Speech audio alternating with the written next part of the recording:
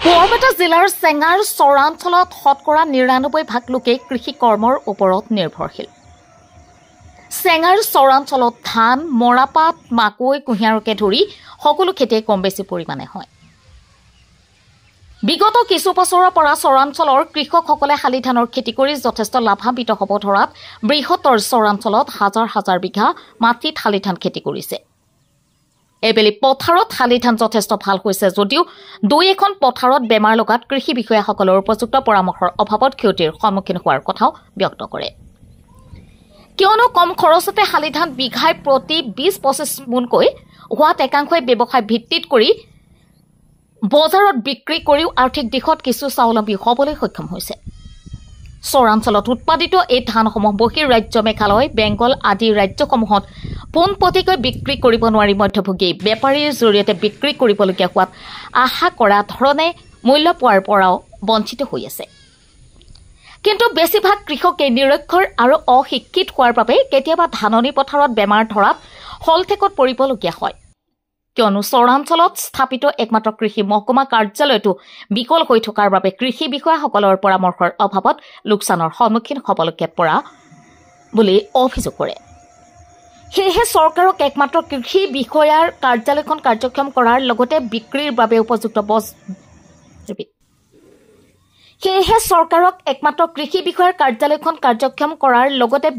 বাবে উপযুক্ত বজাৰৰ ব্যৱস্থা কৰি দিবলৈ চৰাঞ্চলবাসীৰ ৰাইজে কাটৰ আহ্বান জনায়। News desk report MT news. চৰাঞ্চলৰ মানুহখিনিয়ে শতকৰা ৯৯% কৃষিজীৱী মানুহ আৰু এই মানুহখিনিয়ে চৰাঞ্চলত উৎপাদিত বিভিন্ন কৃষিজাত সামগ্ৰী যেনে ধান, মাকৈ, মৰাপাট, সৰিয়হ ইত্যাদি খেতি বাতি কৰে। এই বছৰ কেৱল নহয়, কেইবা বছৰ ধৰি আমাৰ চৰত শালি ধানৰ খেতিটো বিৰাট ভাল হৈ আছে। শালি ধানটো বিঘা প্ৰতি ২০-২৫ মোন পৰ্যন্ত হৈ আছে। দুৰ্ভাগ্যৰ কথা কেতিয়াবা শালি এই ধান খেতিবিলাকত বিভিন্ন বেমাৰ আজাৰে দেখা দিয়ে।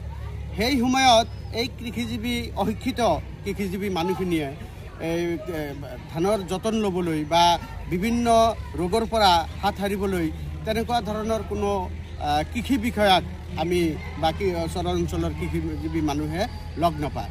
আমাৰ ইয়াতে আলুপতি মাজৰচৰ কৃষি মহকুমা নামৰ এটা মহকুমা পৰ্যায়ৰ অফিচ আছে, কিন্তু সেই অফিচত আজি প্ৰায় ২০-২৫ বছৰে হ'ল তাতে এজনো কৃষি বিষয়া বা কৃষি কৰ্মচাৰী পাবলৈ নাই। কেৱল মাত্ৰ আগতে দুজন আছিল, এতিয়া মাত্ৰ এজন চকীদাৰে সেই মহকুমাটো চলাই আছে। গতিকে এই চৰাঞ্চলৰ কৃষিজীৱী মানুহখিনিয়ে বিভিন্ন সময়ত কৃষিজাত সামগ্ৰী উৎপাদনৰ ক্ষেত্ৰত বিভিন্ন সমস্যাৰ সন্মুখীন হয়। এই ক্ষেত্ৰত কোনো আমি ভাল পৰামৰ্শ বা কৃষি বিষয়ৰ পৰা ভাল পৰামৰ্শ নাপাওঁ।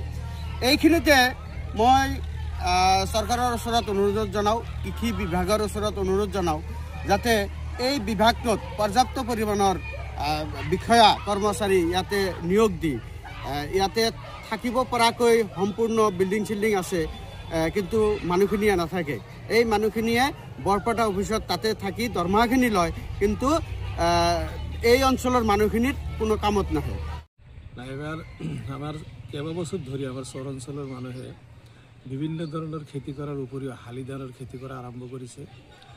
যথেষ্ট ভাল খেতি হয়, ২০-২৫ মোনকৈ ধান মানে পাৰ বিঘাত নামে। কিন্তু উপযুক্তভাৱে আমাৰ কৃষকবিলাকে উপযুক্তভাৱে বিভিন্ন ধৰণৰ মেডিচিন দিব লাগে, সাৰ দিব লাগে, তেওঁলোকে ভালকৈ নাজানে। তেওঁলোকে নিজা পদ্ধতি ব্যৱহাৰ কৰি এইবিলাক খেতি কৰি আছে, তথাপি ভাল ফল পাই আছে। কিন্তু এইবাৰ ধান খেতিক বিভিন্ন পোকে মাকৰি বহুত অনিষ্ট কৰিছে। কিন্তু বিভাগীয় এটা অফিচ আছে আমাৰ চৰাঞ্চলত, আলুপতি মাজৰচৰ কৃষি মহকুমা অফিচ যিটো আছে, সেই অফিচৰ পৰা কোনো ধৰণৰ কীটনাশক দৰৱ বা বিধান এইবিলাক ছাপ্লাই নিদিয়ে। তাৰ উপৰি কোনো কৰ্মচাৰী নাই, মাত্ৰ এজন চকীদাৰে অফিচখন চলাইছে। আমাৰ কৃষকসকলক উপদেশ দিয়াৰ কাৰণে এজনো অফিচাৰ আমাৰ এই পথাৰত নাহে, কোনো খেতি পথাৰত নাহে, অফিচো নাই, আৰু কোনো অফিচাৰ নাই, কোনো কৰ্মচাৰী নাই। বিভাগীয় অফিসটো এনেই পৰি আছে, এজন চকীদাৰে মানে চম্ভালি আছে, আৰু তাত বিল্ডিং ফিল্ডিং সব ভাঙি চুৰমাৰ হৈ গৈছে। গতিকে যদি বিভাগীয় কৰ্মচাৰী থাকিলেহেঁতেন নহ'লে কৃষকবিলাকে আৰু বহুত উপকৃত হ'ব পাৰিলেহেঁতেন। কি শস্য উৎপাদন হয় ইয়াতে? ইয়াতে বিশেষকৈ ধান, মৰাপাট আৰু মাকৈ, বিশেষকৈ তিনিটা খেতি বেছি হয়। তাৰ উপৰিও আমাৰ বিভিন্ন চব্জিৰ খেতি হয়, কবি, বেঙেনা, জলকীয়া এইবিলাক খেতি, ভেন্দি এইবিলাক খেতিও কৰে। ইমান ধান আৰু কেনেকৈ খাব? যিখিনি প্ৰয়োজন খাই বাকীখিনি ধান তেওঁলোকে বিক্ৰী কৰি দিয়ে।